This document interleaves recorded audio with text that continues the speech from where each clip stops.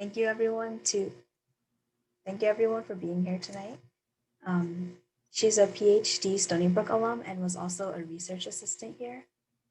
We're just gonna start with like a little introduction and speaking portion, then move on to the questions that you guys submitted. If there's extra time at the end and your question wasn't answered, we can open up for a Q&A at the end. And I'll turn it over to Ms. Lee. Hello, everyone. Vivian, can you hear me? Yes, I can hear you. Cool. Hi, everyone. So I'm Shanshan Li. Nice to meet you guys here. Thank you for the invitation. I wish that we could have this kind of career advice event back then. So today, I just want to quickly share my study and work experience. I'm still a junior in the finance industry, trying to figure out how things work out.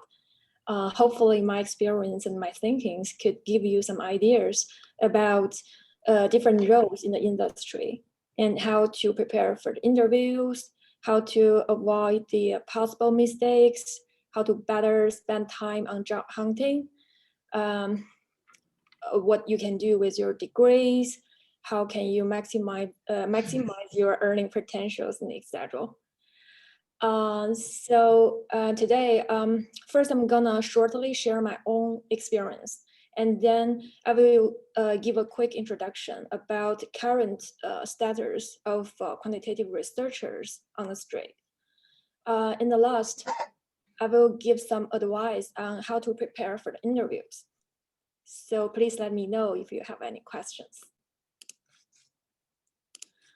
So me, I got an applied math doctoral degree in QF track 3 years ago. And after graduation, I joined JP Morgan quantitative research team. During my graduate study, the most important project that I accomplished is about estimating and detecting the structural breaks of time-varying network using intraday stock market data. And back then, my advisor and my advisor siblings and I overcome the limitation of computation complexity, as well as the assumption of temporally invariant network. And it was the first time that network structure of high-dimensional dependency matrix of financial time series has been established and presented in dynamic graphs. And thanks to my research experience, I think I have solid enough programming skills, have hands-on experience of big data process, and have some basic understanding of machine learning algorithms. I think for most of our students in AMS department, you should have similar set of technical skills if you accomplish the required course well. So that's me. Do you have any questions? Okay. So next, I will try to give you some general ideas about current status of different roles in finance industry. So first, most people will be curious about how much does a quant in New York area make. So as far as I know, pay for the quants at investment banks, the entry level, the associate will be like, the base will be like 110K to 15 and 5K. And the total compensation will be like 180K to 250K. So that's what we usually call the sell side compensation. And the pay for the quants in hedge funds or asset management firms will be a little bit higher for the entry level. So it will be like, for the base, it will be like 140K to 170K, and the total can reach up to 400K, depends on how your P&L will be look like. So I think compared with other opportunities to the entry level of different industries, the compensation package is quite tempting. So now we have the questions: what kind of role does a quant play? What are the requirements for the entry-level quant? I will start with the different types of the quants. So in general, quant are people using mathematical and statistical methods in the financial field to find the direction of price change of the assets or portfolios, and extract trading strategies using massive amounts of data. According to different requirements of the actual work, quant positions can be divided into quant researcher and quant developer. That's one thing. And according to the nature of the company, quant can be divided into buy side and sell side. Different types of hedge funds or mutual funds are called buy side. And for the buy side quant, they're responsible for researching trading strategies, managing and optimizing investment portfolios, and establishing a complete and low latency trading system. And on the other side, the investment bank is usually called the sell side. And the sell side quant is mainly responsible for the design of different financial products and the corresponding pricing, and also the risk control of complex financial products. So I will start with the hedge fund quant opportunities. So in here, in US, the top tier hedge fund, I will list some of the names. I believe that you have also heard it before, like Renaissance, which is created by our alumni, and D Show, Citadel, Two Sigma, Point72, and Cubist, and so on.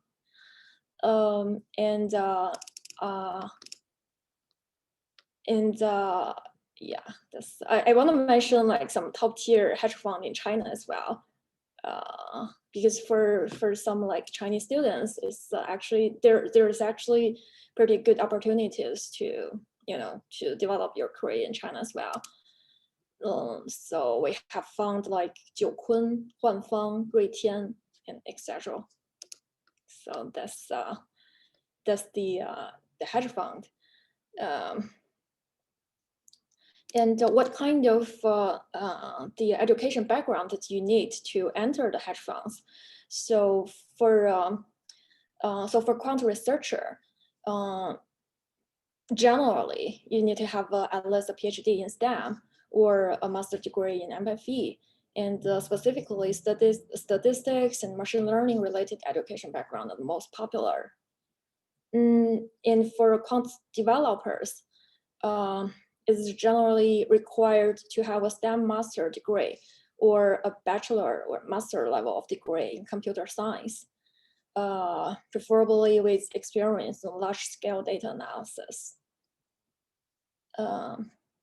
And what is the detailed technical requirements for in hedge fund for quant researcher or quant developer? So for quant researchers, you need to be proficient in the use of statistical model, especially machine learning models. Programming generally does not require proficiency in the low-level language, but at least a high-level language such as Python or R. And algorithm questions are basically necessarily. And financial knowledge skills are generally not required for top hedge funds if you are the entry level, because they believe that you can learn fast about the financial knowledge after you enter the work. And for quant developer, the grasp of the algorithm questions is a must. You need to understand some statistical models and machine learning models. you need to master the substrate languages such as C or C++ or Java, and be proficient in one or two high-level languages such as Python, R, and MATLAB, etc.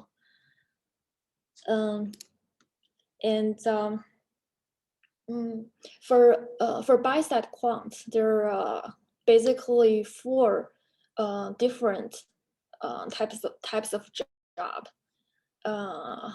which are like alpha researcher, portfolio constructor, algorithm quant, and risk management quant. So I will give some details one by one. For the alpha researcher, they mainly dig out rules from data and develop signals that can predict asset price movements. So these signals can guide us when to buy and how many assets to sell. So alpha researchers' responsibility is basically carry from the data to the signal. And the second type is the portfolio construction. So after we got the signals from the alpha researchers, the portfolio constructors combined with the company's various restrictions on risk factor exposure and consider about the short sellings, things like that, as well as their T-cost estimation to build the portfolio,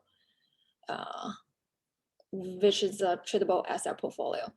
So portfolio construction is basically from signal to the assignment of different assets. The third type is, we call it execution quant or algorithm quant. So their responsibility is to get a portfolio, turn it into a serious executable list of orders and put them in the market.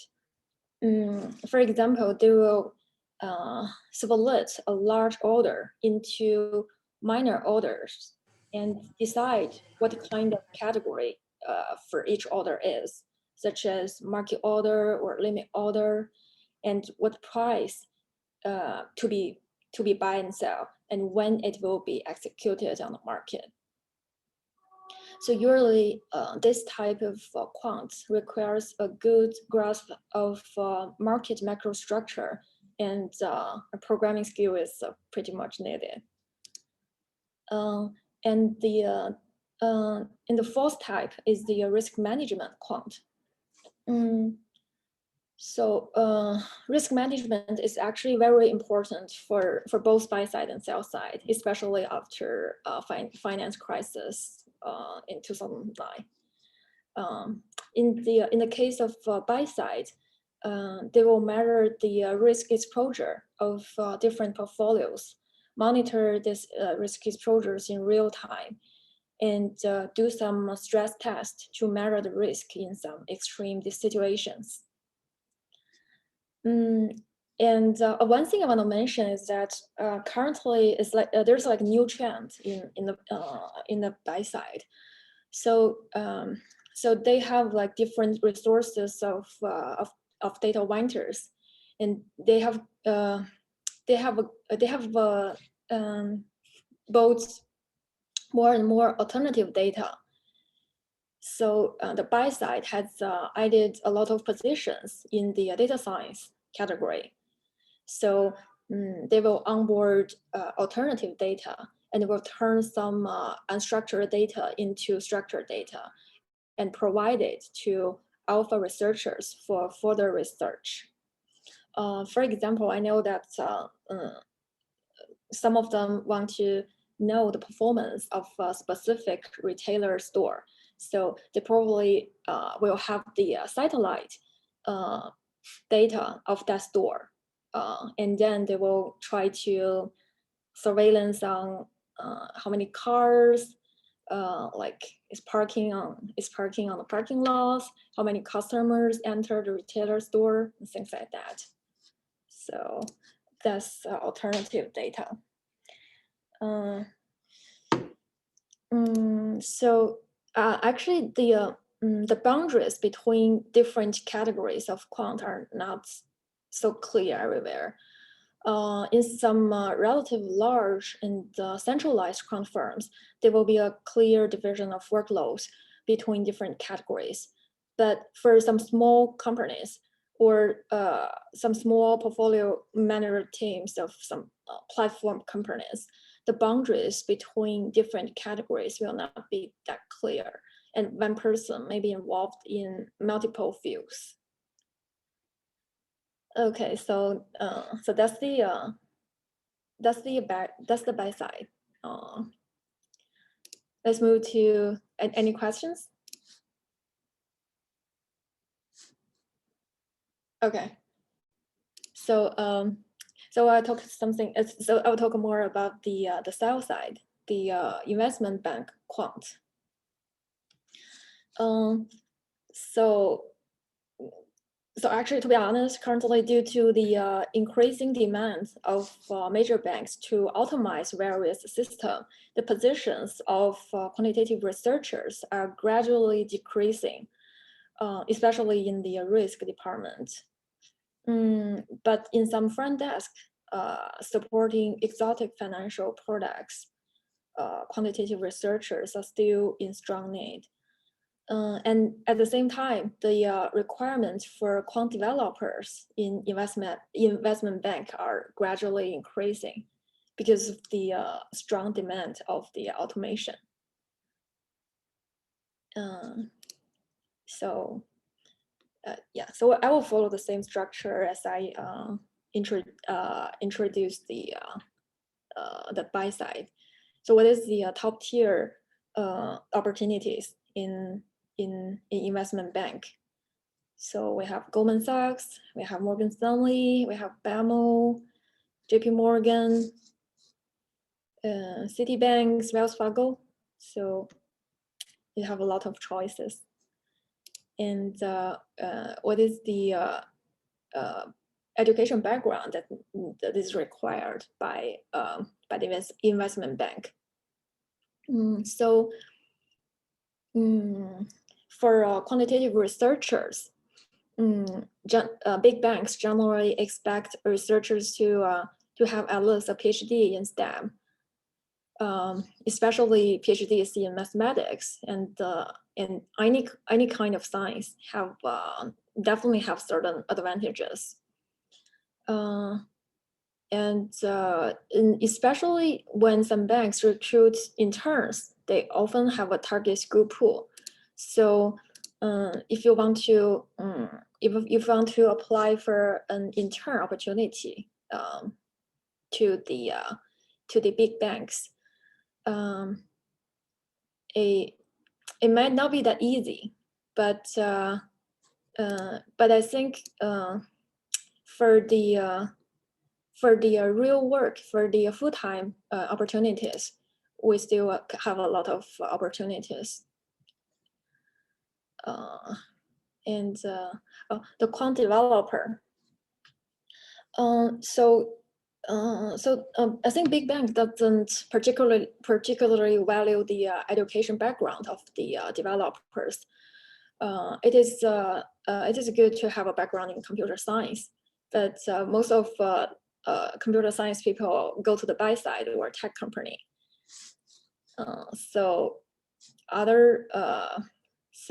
But other majors are also available as long as you can prove yourself qualified. That being said, you have good programming skills and understanding of the models. You have the ability to communicate. And what is the detailed requirement for the technical skills? So in terms of quantitative researchers, we will require the candidates to have strong statistical knowledge, to be familiar with some financial products. Here I wanna point out that so the keywords of the related models should be listed in your resume. Otherwise, the resume may not be selected. So my small suggestion here is that if you want to apply for a specific job in big bank, you might want to list your. You might want to check out their job descriptions, and you might want to highlight your skill set based on their job descriptions in the first line. So that's something. Yeah, and we will require the researchers to have a certain understanding of the bank's business. And in terms of the programming, generally it doesn't require proficiency in C or C++, but at least high-level languages like Python. And recently, the algorithm testing has gradually become a common question in the interviews.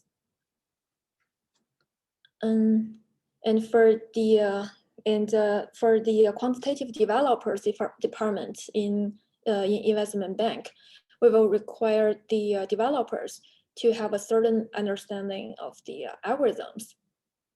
So you need to master some basic level languages such as C++ or Java, and need to be familiar with one or two high-level languages. Python is the most popular nowadays.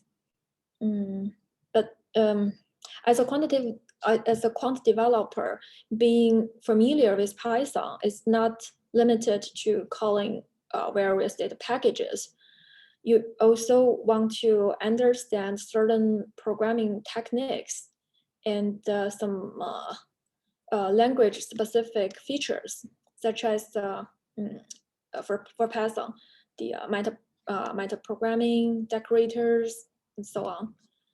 So, and it is best to have some certain understanding of the data. So, so that's the requirement for the technical skill. And I want to talk something more about the categories of quant in sell side. So basically, we have like 3 types of quant: the desk quant, modeling quant, or the model governor. So the first type, desk quant.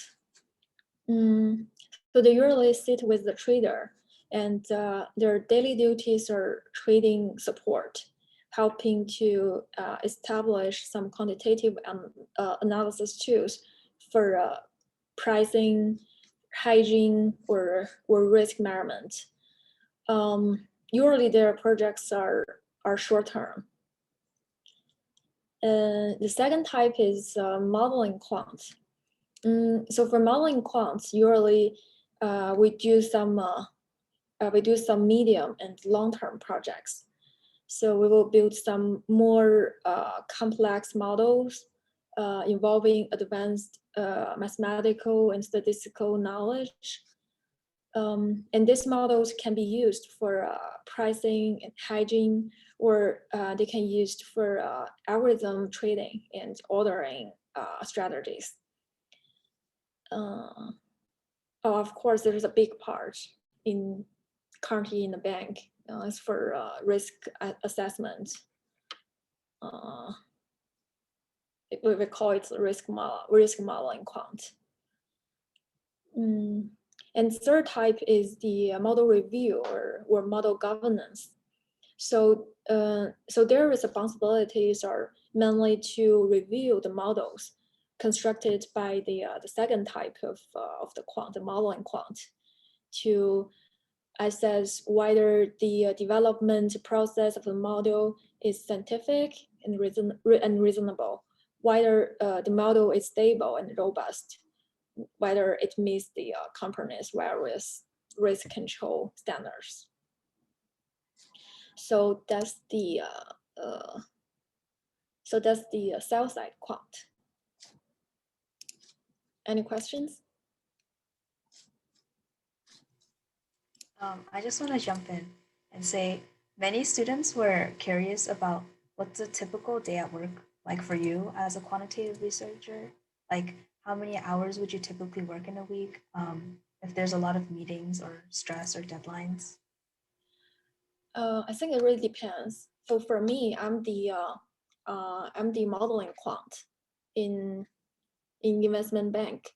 So I think for now, my daily routine will be like 1/3 of my time will be spent on coding, and 1/3 of time will be spent on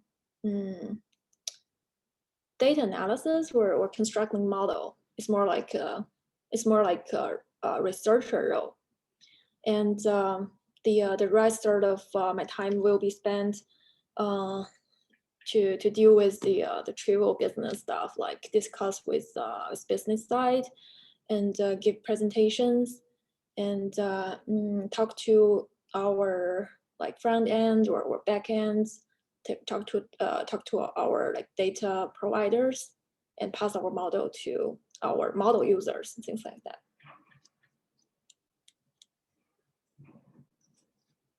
Yeah. So yeah, so that's the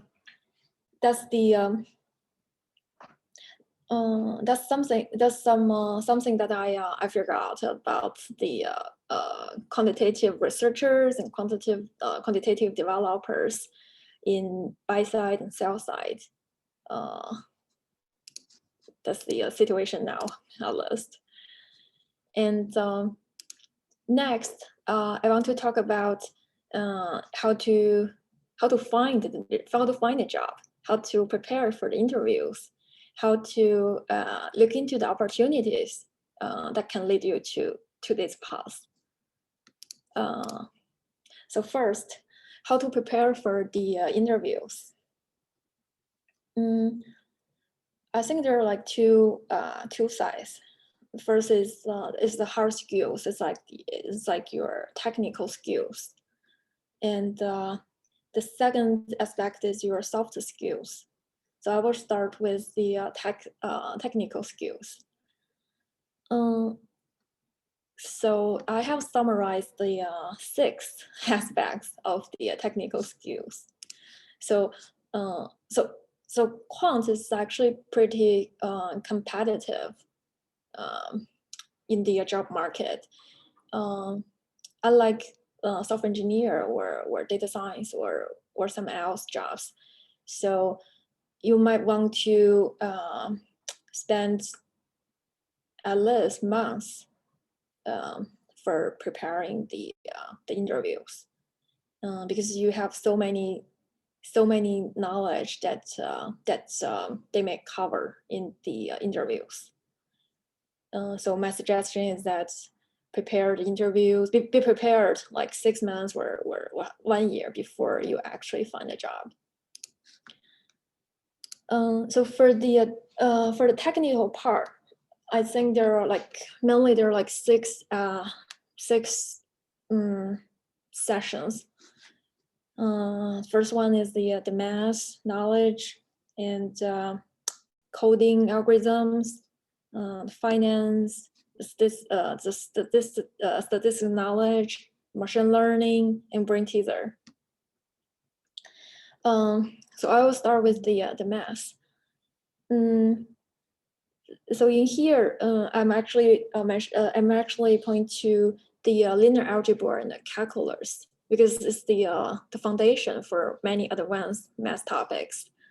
You have to be prepared to answer some problems, maybe incorporated into more complex problems with the simple concept. So actually for this part, the linear algebra and calculus, most of the knowledge is not that hard to grasp. So I think the marginal benefit far outweighs the time you spend.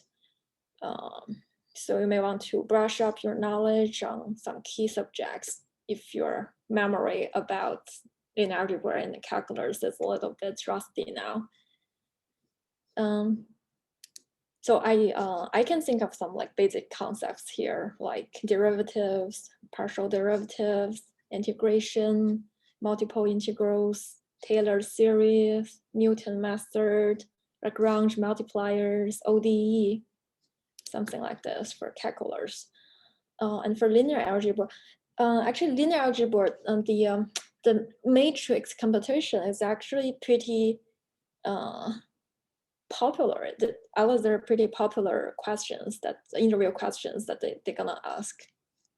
So you might want to review knowledges like the vectors, QR decomposition, LU decomposition, Koski decomposition, and the determinant, the eigenvalues vectors, how to calculate it, things like this.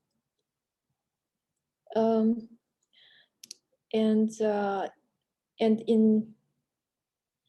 other than linear algebra and calculus, I think probability theory is definitely a must. You have to have a thorough understanding of basic probability theory and concept solutions to the problems that you're likely to be asked, like some basic definitions, like set operations, combinatorial analysis, those conditional probability and Bayesian formula, common discrete and continuous distributions, things like that. Yeah, so that's for the math. And the second bullet point is the coding part. So no matter you want to find a job as a quantitative developer or quantitative researcher, or you might want to consider the opportunities in tech company or even data scientists, I think currently they have improved, they have increased the requirements for the coding skills. So I mean, if you have time, I think you can take some algorithm lessons in computer science department, or there are tons of resources for you online for you to take some algorithm courses. But if you want to increase you want to be more focused on preparing the interview questions, you definitely want to keep lead code as your daily routine. So I think you can start with top 100 liked or top 100 interviewed questions in lead code, and try to solve it from easy to medium level. I think for most of the quantitative researcher, they will not ask you for the hard level algorithm questions in the code. So, but medium level problem is something that you should expect. And if you want to prepare for quantitative developer, then you might want to look into try to solve some classical difficult algorithm problems in lead code as well. So some hot topics that the interviewers like to cover is like dynamic programming, backtracking, trees, graphs, something like that. So that's the coding part. And the third part is the finance.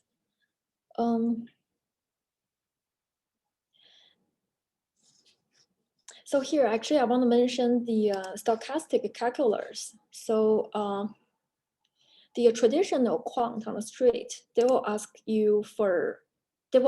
for some like pricing models, use the Black-Scholes or use the Ethan's lemma to derive the stochastic calculus process, but that's not a must, or that's not a need on the street anymore.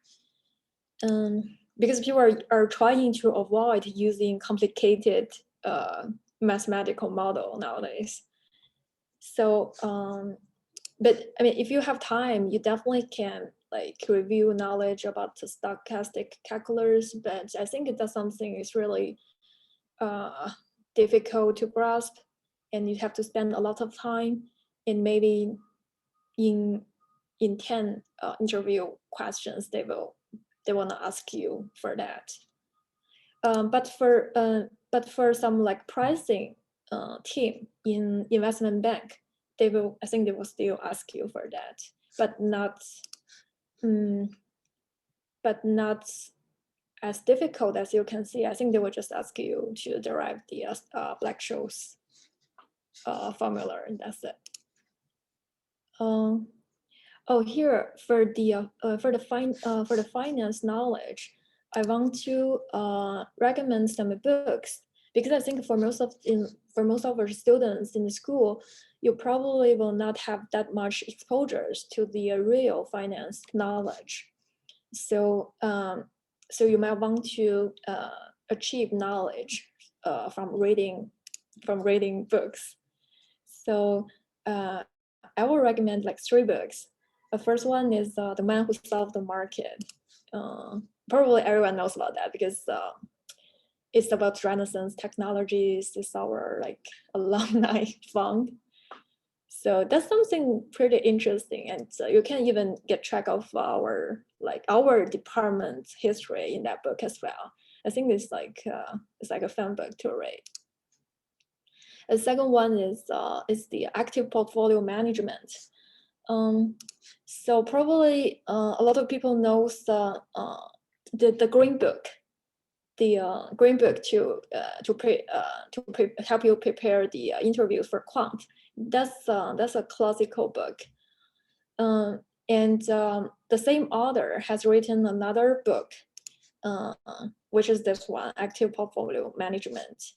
So I think he's really honest, is being really straightforward about some real strategies or some real thinkings that insiders will talk about. So, and there's like no bullshit in the book. That's all like dry materials in that book. So I recommend this one. And the third one is Efficiently Inefficient.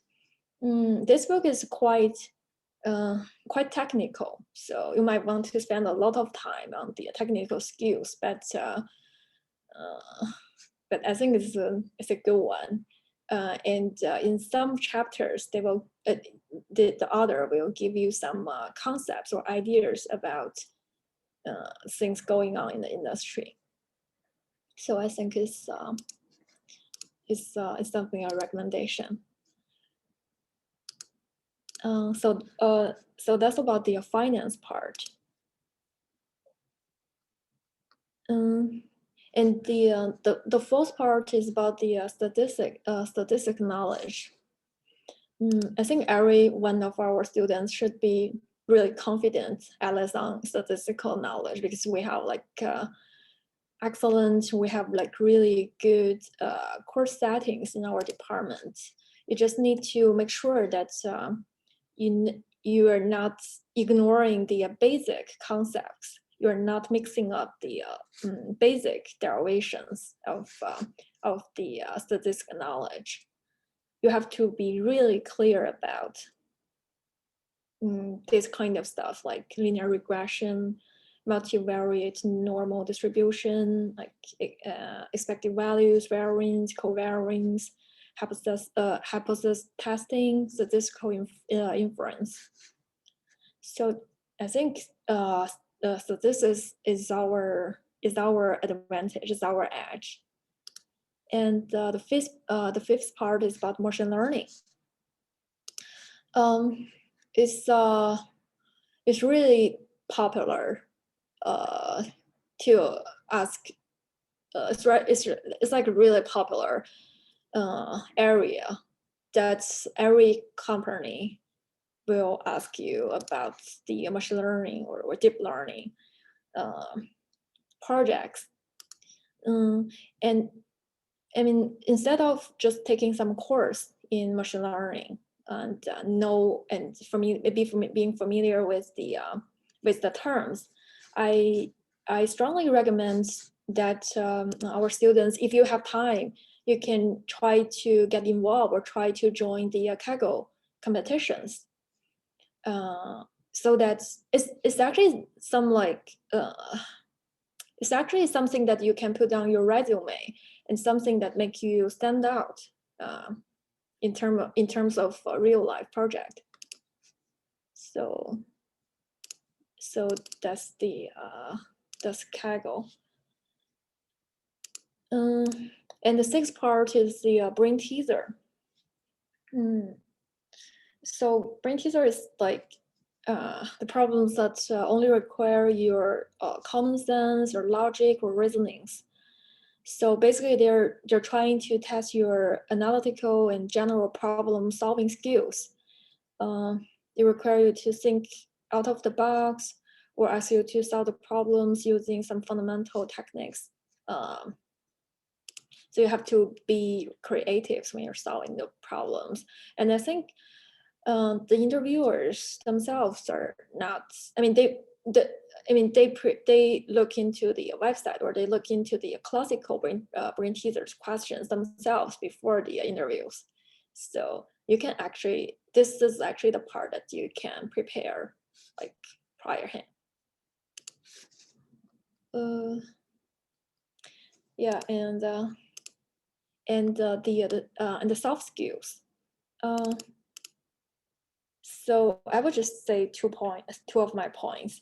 So the first one is that I recommend that our students, since we have like such a good like organizers, we have like a committee or like big family trying to like march into the same goal. I strongly recommend that our students can team up, can study or do some projects in a study group, and you can do mock interviews inside the groups. I think that's actually really practical, is really helpful, because the more interviews or the more mock interviews that you have taken, you will construct your confidence like gradually, and you will not get nervous during the real interview. So I think mock interview is a good way to help you practice. And the second thing about soft skill is that so no matter how many times you have been rejected, I really hope you not give up easily. So just I think everyone has an unbeatable mind. Just hold up tight on that, and try to be like mentally prepared for about the rejection, because I know that's first job in your life is the most difficult one to get. But almost everyone will have their first job in the end. So be more confident about that, be more patient, be more tough. So yeah, so that's something I want to say. Okay, I will move quickly to the next 2 points, the next 2 questions. So how to find opportunities? I think first you can try to give a cold message on LinkedIn, reach out to our alumni, and here I want to mention organization or career club, which is constructed or established by our Stony Brook alumni.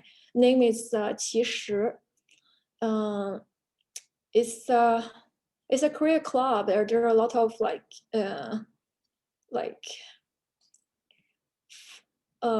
alumni, or a lot of real finance industry insiders like work or trying to help out people in the career club. I think that's the networking that you need. And second one is you want to have more and more internal referrals. So that's actually is like contingent on your networking. And a third one is that you can reach out to as many headhunters or recruiters as you want. And yeah, that's it. Okay, so in the very end, I want to summarize my points about preparation for interviews. So what can actually make you stand out of the crowd? The first one, you have to be really familiar with your resume. Practice with your teammates. Practice with your classmates. Do as many mock interviews as you can. Make sure that whatever sentence or whatever statements that you listed on your resume, you are familiar with that. You can give a good story behind that. And second one is the green book. I think most our students should know about that. So it's like it's a book that summarizes most of the mathematical and statistical or brain teasers. It's really classical quantitative researcher book that can save you a lot of time in terms of preparing the interviews. And I think that book is good enough to cover almost all the knowledge that you are supposed to have in the interviews. And third one is the lead code. So I think you can keep it as a habit, keep it as a habit, like try to solve problems on daily basis, and you can gradually improve your coding skill. Oh, and the fourth one is the glass door.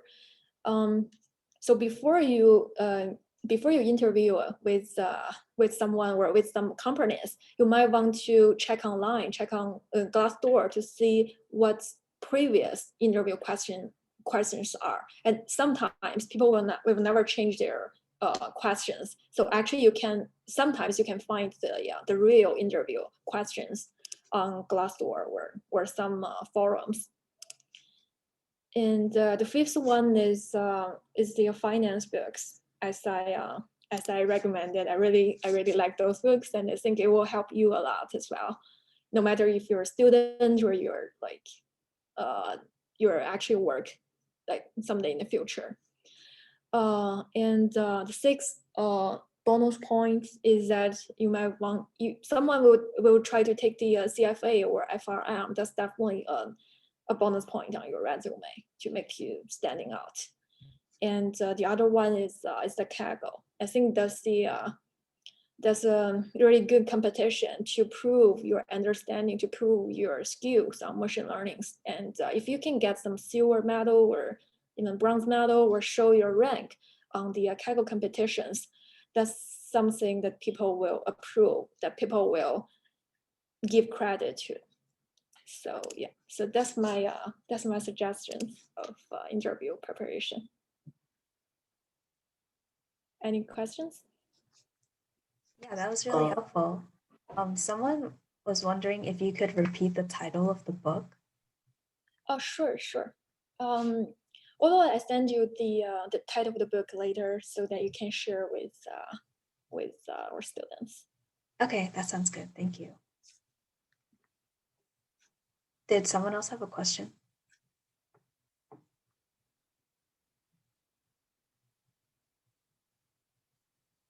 Oh yeah. Okay.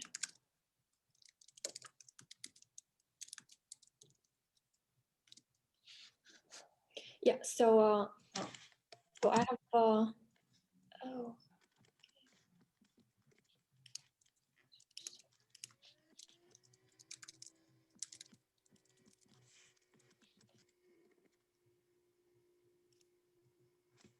So does the career club? Actually, I appreciate the style or the things that they did in the career club, but I think our students can have our own study group to study some specific topic together and give each other mock interviews on maybe weekly base.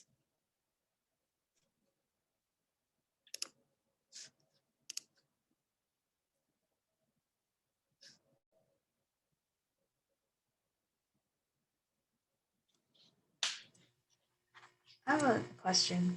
Okay. Do you think it's more important to have internship experience, or is it more important to show that you took initiative and took on a project? I think internship is definitely comes before all the things that you can do as a student. Internship is really important. Once you have a chance, even if it's for a like small firm or some trivial job, it's good to put that on your resume. But yeah, but internship is actually more. I think it's actually more difficult than full-time job hunting.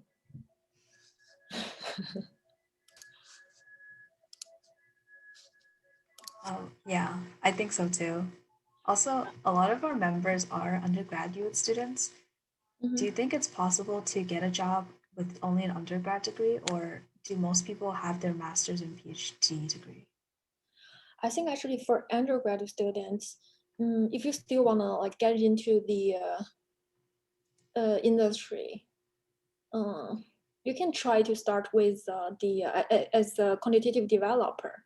So if you can show yourself qualifying for being a good programmers, you can try to be a QD first, and after like join the group, after you're actually working with quantitative researchers, you will know the knowledge that you need, and you will show your maybe your portfolio manager that you are actually qualified to be a quantitative researchers in the future days. So QD is actually a good lower entry level requirement for the students. So I think QD is good. Okay, thank you. Does anyone else have any questions? Can I have a question? Sure. So, what if I only get a like internship opportunity for like statistics position for summer, and can I also relate it to the quant field later? I'm sorry, Ty. I didn't hear you clearly, but definitely the answer is yes. You want to relate everything on your resume to quantitative field, even if you have to like try to find some quantitative analysis in the projects that you did that you finish in school or in some intern opportunities. Try to Oh, relate that to. okay, thank you.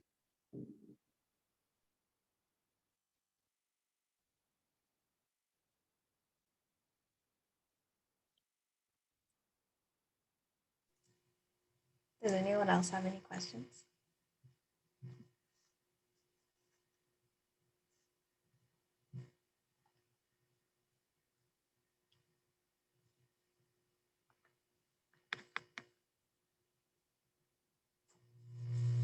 Uh, Excuse me, I have a question. Okay.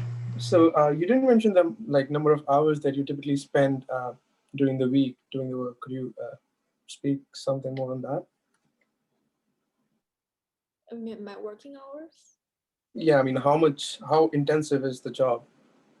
I think for normal days, if we don't have like tight deadlines to submitting the models, it'll be like uh, 9 to 7, and you have like 1 hour lunch break. And but if you have like tight deadlines, then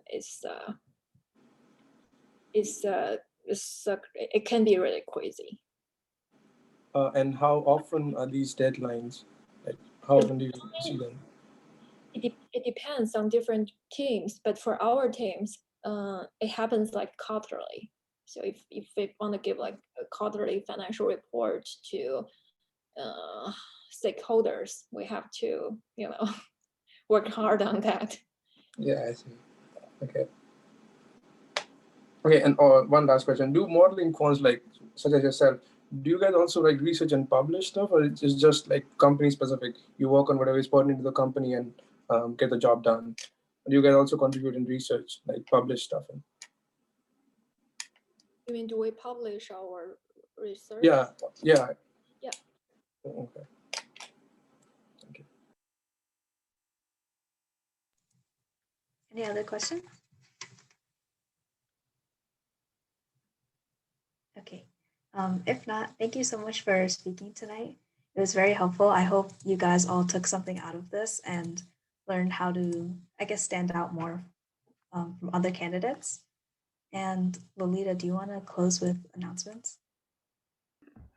Yeah, thank you, Vivian, for moderating, and thank you, Shanshan, for offering your time this evening. It was really informative and inspiring. So just for some housekeeping before we all leave, next Wednesday, there's going to be a Freddie Mac info session at 1 p.m. And the day after that, there's going to be Amazon Business Intelligence Q&A session at 7 p.m. And then a week after that, we're going to have someone from Prudential come in and talk about their actuarial work. And all this can be found on the website. I'll just link it in the chat. And yeah, thank you all for coming and have a great rest of the week.